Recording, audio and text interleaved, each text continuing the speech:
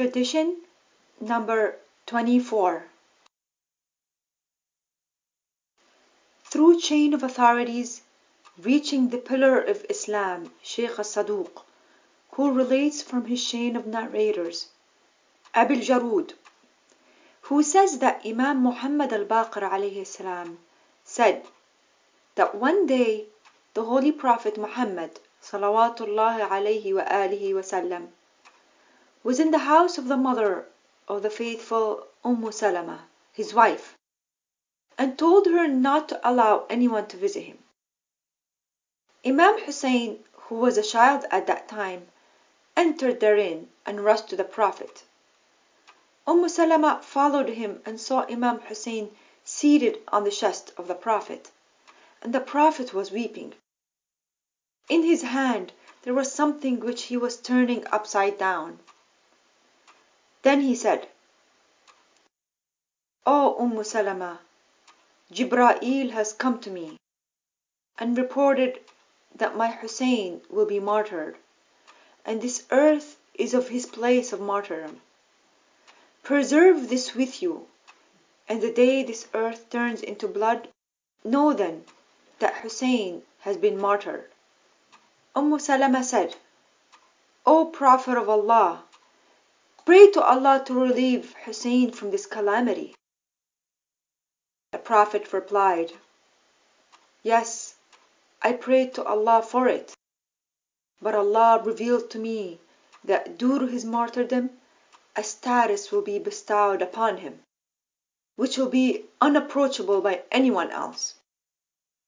And he will be having such followers, Shia, who will intercede on the day of Qiyamah, and their intercession will be accepted. And that Mahdi will be from his progeny.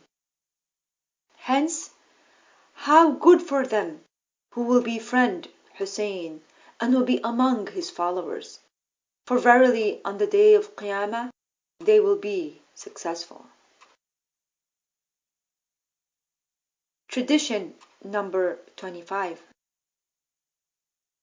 Through successive chain of authorities till Shaykh al-Saduq, who relates with his chain of narrators from Imam Ja'far al-Sadiq alayhi salam, that he said regarding the verse of the Quran, Bismillah ar-Rahman ar-Rahim, and mention Ismail in the book.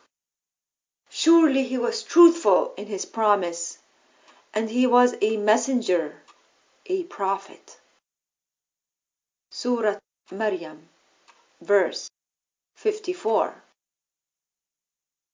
The Ismail referred to by Allah in the above verse is not the Prophet Ismail, the son of Ibrahim, but is another prophet from among the prophets of Allah. He was chosen by Allah for his people, who tortured him to such an extent that they peeled the skin off his head and face. An angel descended unto him and said, "Allah the Glorious has sent me to you. Ask whatever is your heart's desire." The Prophet replied, "I am sympathetic towards whatever will befall Hussein." Tradition number 26. Through my successive chain of authorities reaching Shaykh al-Ta'ifa al-Tusi, who through his chain of narrators relates from Zainab bint Jahsh, the wife of the Holy Prophet, that she says, "One day the Prophet was sleeping in my house, when Imam Hussein entered therein. I tried to keep him busy so that he would not wake up the Prophet from his sleep. Then I became engrossed in some work, and Hussein entered the room wherein the Prophet was sleeping. I followed him and saw that he was lying on top of the Holy Prophet and urinated on his stomach. I tried to lift him up, but the Prophet said, 'O Zainab, leave him alone until he finishes.' When he finished, the Prophet arose and purified himself and started reciting the prayers. As soon as he went into prostration, Hussein sat on his back. The Prophet remained in prostration until Hussein himself got off from his back. Then, when he arose, Hussein returned back, and the Prophet lifted him up.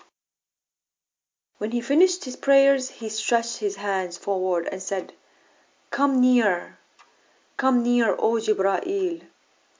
I asked, O Messenger of Allah, today I found you doing something which you have never done before.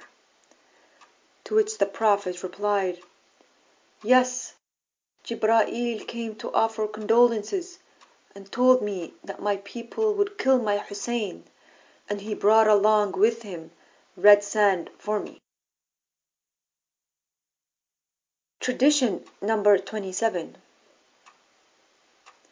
Through successive chain of authorities reaching the Honorable Sheikh Abul Qasim Ja'far ibn Qawlawayh al-Qummi, who relates with his chain of authorities from Imam Ali ibn Abi Talib alayhi salam, that one day the Holy Prophet Muhammad came to visit us.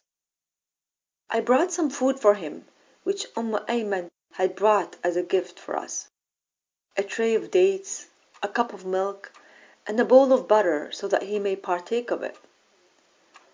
When he finished eating, I arose to pour water on his hands to wash it. When he finished washing it, he rubbed the wet hands on his blessed face and beard.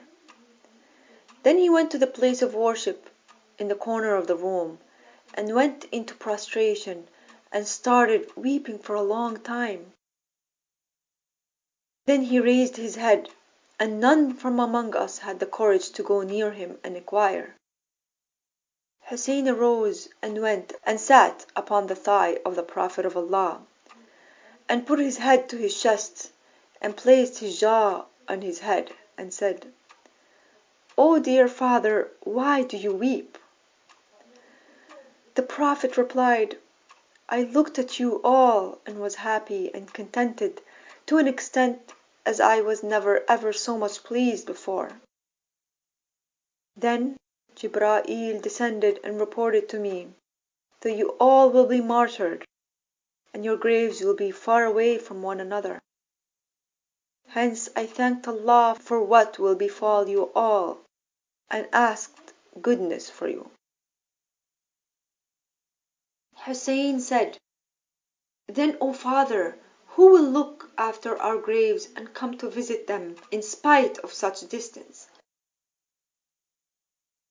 To which the Prophet replied, Those people among my nation will come to visit your graves, who intend seeking my pleasure and goodwill, and hence I will go to assist them on the station of accounting in Qiyamah, and hold their hands and relieve them from the fear and hardships of that day. Tradition number 28. Through my successive chain of authorities reaching the noble Sheikh al-Mufid, who in his Irshad relates from Awza'i, from Abdullah ibn Shaddad, from al-Fadl bint Haris, who says that one day I went to the presence of the Holy Prophet Muhammad salawatullahi alayhi wa alih, and said, O Prophet of Allah, tonight I saw a very bad dream. The Prophet inquired as to what it was.